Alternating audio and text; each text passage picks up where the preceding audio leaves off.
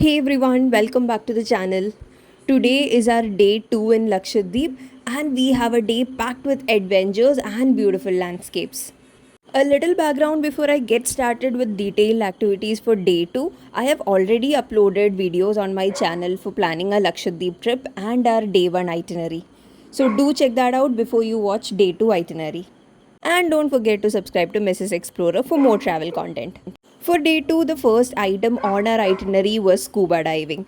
All of us wanted to do scuba diving. This was our first time and we're really excited. We went with Amati Scuba, which is a very popular scuba diving provider in Lakshadweep. The cost per person for scuba diving is only 3,500 rupees. This by far is one of the cheapest locations where you can do scuba diving, see amazing marine life at a very cheap cost. So we had an early breakfast and proceeded to Amati Scuba for scuba diving. The first thing we had to do after reaching here was fill out this registration information form. We have to fill details like our name, address, and most importantly, under emergency contact details, mention the name and address of our sponsor.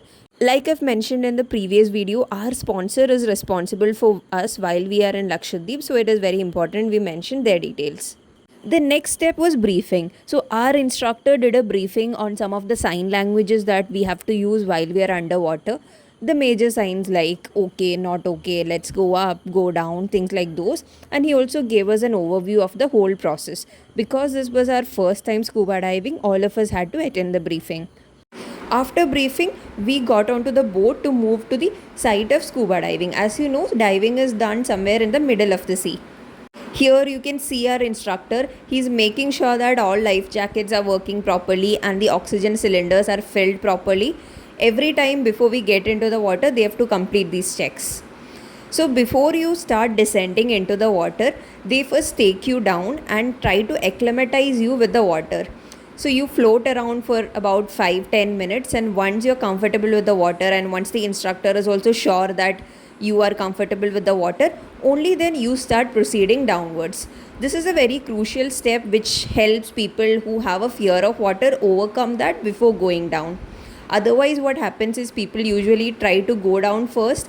They get scared because they are not used to water and they feel undue pressure and want to come back. So this very step where they try to acclimatize you with the water is very important.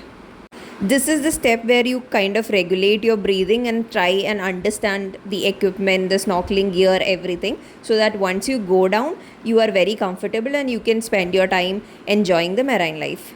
So there are two kind of dives. There is a deep water dive and there is a coastal dive. Because we were all first timers, we had opted for the coastal dive. Coastal dive costs 3,500 rupees and deep water costs 4,500 rupees.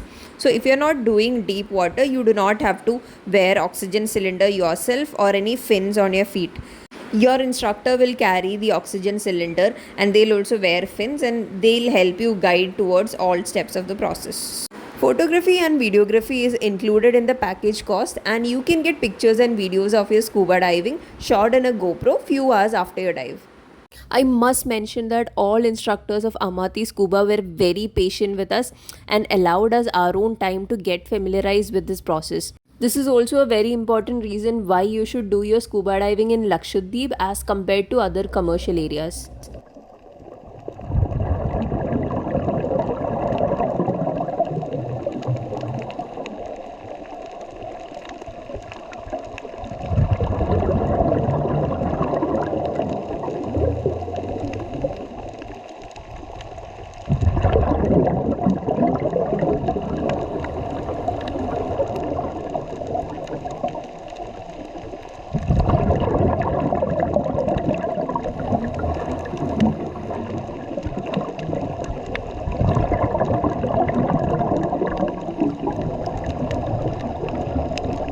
Descending into the depths, we were immediately enveloped by a vibrant underwater world.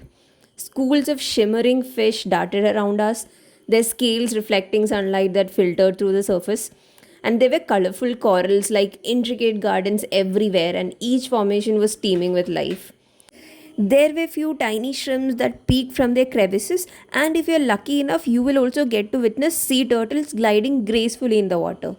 While doing all of this, you would have achieved a gentle rhythm of breathing accompanied by soft sounds of the ocean. It is a very serene atmosphere, and every moment underwater was a reminder of the beauty and fragility of this underwater ecosystem. A very crucial thing to remember while booking your scuba diving experience is that you should do it early on in your trip. It is because you have to wait at least 24 hours after scuba diving before you take your flight back home. So, this means you can't do scuba diving on the last day. This is because when you scuba dive, the increased pressure causes nitrogen to dissolve in your tissues. Then, when you are flying, because of the reduced air pressure in cabin, it can cause decompression sickness. The duration of the dive was about 20-25 minutes, but the overall experience will take about 1 to 2 hours. This includes traveling to the scuba site, filling up registration form, attending the briefing, traveling towards the middle of the sea, and like I said, there will be multiple people in a trip, so people take turns and go one by one. So you can anticipate to spend around 1 to 2 hours for the entire experience. After an exhilarating scuba diving experience, we were ready for our next item in the itinerary, and that was kayaking. Kayaking is a really fun water sport, and we have done it before, so we were very interested. Kayaking involves the use of a kayak, which is a narrow boat with a double blade paddle to move on water.